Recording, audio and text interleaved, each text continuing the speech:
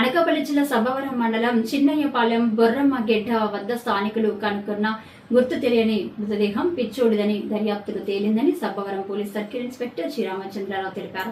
శనివారం ఏర్పాటు చేసిన మీడియా సమావేశంలో సర్కిల్ ఇన్స్పెక్టర్ రామచంద్రరావు మాట్లాడుతూ గత 3 రోజుల క్రితం సబ్బవరం మండలం బాట జంగాలపాలెం బంజర్ వద్ద గుర్తు తెలియని మహిళ మృతదేహాన్ని కనుగొని దర్యాప్తు ప్రారంభించిన సబ్బవరం పోలీసులకు మరో గుర్తు తెలియని పురుషుని మృతదేహం ముచ్చెమటలు పట్టించింది.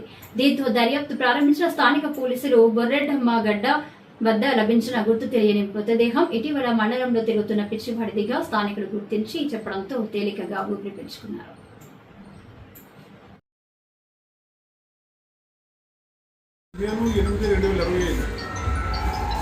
సాయంత్రం గుల్లేపల్లి బిఆర్ఓ గారు పోలీస్ స్టేషన్కి వచ్చి ఒక 30 సంవత్సరాల వయసు గల మేల్ డెడ్ బాడీ బొర్రమ్మగెడ్డ పల్లెనాడు పొలం దగ్గర ఉన్నదంటే చెప్పారు, రిపోర్ట్ ఇచ్చారు.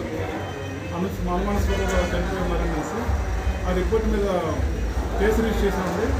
దర్యాప్తు చేసాం. దర్యాప్తులో తెలియదు ఏంటంటే అతను గత 3-4 రోజుల నుంచి మన ఏరియాలోనే ఒకరోజు గుల్లేపల్లిలోను, ఒకరోజు సూర్యపాలెంలోను, ఒకరోజు బర్మాజీ డాబాలను పిచ్చిగా తిరుగుతూ అది మోనటిక్ అండి, పిచ్చిగా తిరుగుతూ తర్వాత 13వ తారీఖు తర్వాత ఆ బొర్రమ్మగెడ్డ గారి నేచర్ కాల్సి కానీ ఏదైనా ఉదయానికి వెళ్ళి కాల్జారీ పడిపోవడం కానీ లేకపోతే అనారోగ్యం వల్ల కానీ పడిపోయి చనిపోయి భావిస్తున్నాం.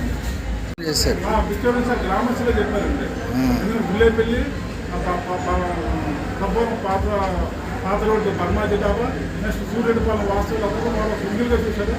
ఎవరింట్లోకి వెళ్ళి వాళ్ళ ఇంట్లోకి వెళ్ళడం, పిచ్చిగా ప్రవర్తించడం, కొంచెం హిందీలో కొంచెం మాట్లాడుతున్నాడు. మన ప్రాంతానికి చెందిన వ్యక్తి ప్రాంతం బాడీ ట్రేస్ అవుట్ అయింది కాబట్టి బరీలు చేసేస్తారా? బాడీ ట్రేస్ అవుట్ అయిందంటే బరీలు చేస్తాం. డిఎన్ఏ గురించి సంబంధిత ప్రిజర్వేషన్ కూడా చేస్తాం. Thank you.